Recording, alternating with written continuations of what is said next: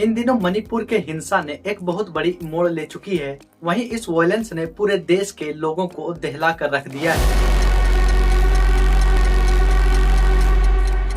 ये कॉन्फ्लिक्ट पिछले साल 3 मई 2023 को स्टार्ट हुआ था एक एथनिक रीजन को लेकर।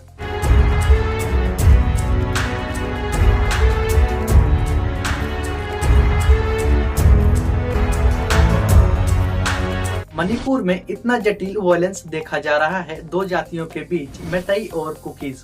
मैतेई जो कि वैली एरिया में रहते हैं, साल 1800 में कुकी ट्राइब को मणिपुर के सराउंडिंग एरिया में ब्रिटिश ने ही लाया था।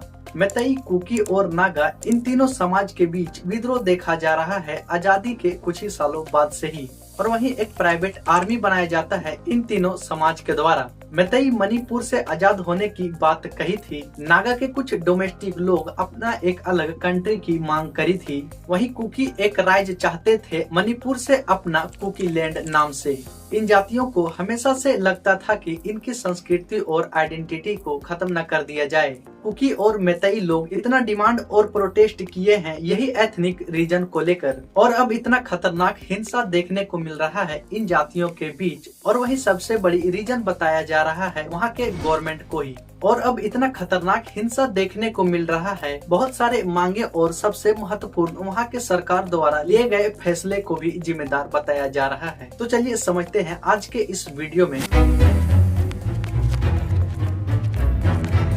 हेलो दोस्तों, मैंने पहले बताया था कि कुकी एक अपना अलग डिमांड करते हैं कि एक अलग स्टेट बना दिया जाए एक कुकी लैंड नाम से, पर ऐसा नहीं करते हैं तो कम से कम इंडियन कॉन्स्टिट्यूशन के 6th शेड्यूल में ही ऐड किया जाए इनके ट्राइबल्स एरिया को। वहीं एडीसी अमेंडमेंट बिल 2021 को पास किया जाए ताकि पहाड़ियों को लोकल लेवल पर हैंडल करना आसान हो जाए। लेकिन मणिपुर के गवर्नमेंट ऐसा न करके अपना एक अलग ही बिल इम्प्लीमेंट कर देते हैं हिली एरिया में रहने वाले लोगों से बिना पूछे ही, और सरकार लगभग 38 गाँवों को गैर कानूनी बता के जंगलों से खाली कर देने को बता देते हैं। आप लोग सोच रहे होंगे कि आखिर सरकार इन जंगलों को क्यों खाली करने को बोल रही है। दरअसल गवर्नमेंट एक बिल पास करती है, mines and mineral development and regulation amendment bill 2023, जिसमें से प्राइवेट कंपनी 12 एटॉमिक मिनरल में से 6 का माइनिंग कर सकती है। ये बिल पास करने से पहले ये माइनिंग सिर्फ गवर्नमेंट ही किया करती थी। विधि सेंटर फॉर लीगल पॉलिसी ने बताया कि कैसे खतरा है हमारे पर्यावरण को और बचाना और भी मुश्किल हो जाएगा। साल 2017 में माइनिंग को लेकर 39 MOU साइन किया गया था। सेम यही आर्टिकल में बता रखा है कि क्या नुकसान हो सकता है हमारे पर्यावरण में और हमारे स्वास्थ्य के लिए कितना हानिकारक है। माइनिंग से किए जाने वाले पैसा मणिपुर के जनता तक नहीं पहुंचाई जाएगी, यहाँ तक कि सस्ते लेबर को शोषण किया जाएगा और इससे गरीबी और भी ज्यादा बढ़ जाएगी। इन सारे कॉन्फ्लिक्ट का रीजन बताया जा रहा है वहाँ के गवर्नमेंट को ही, जो कि अभी बीजेपी का गवर्नमेंट है मणिपुर में। लेकिन हर जगह तो उनके पापा वो रुकवा दे रहे थे। मैंने कहा था ना, कैसी भी सिचुएशन हो मोदी जी हमें घर ले आएंगे।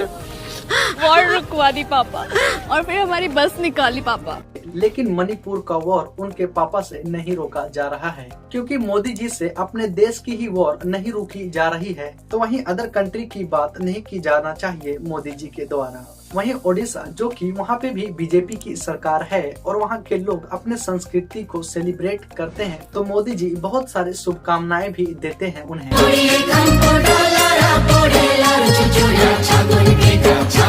वहीं मणिपुर पूरे 1 साल से जल रही है, इससे मोदी जी को कोई लेना देना नहीं है।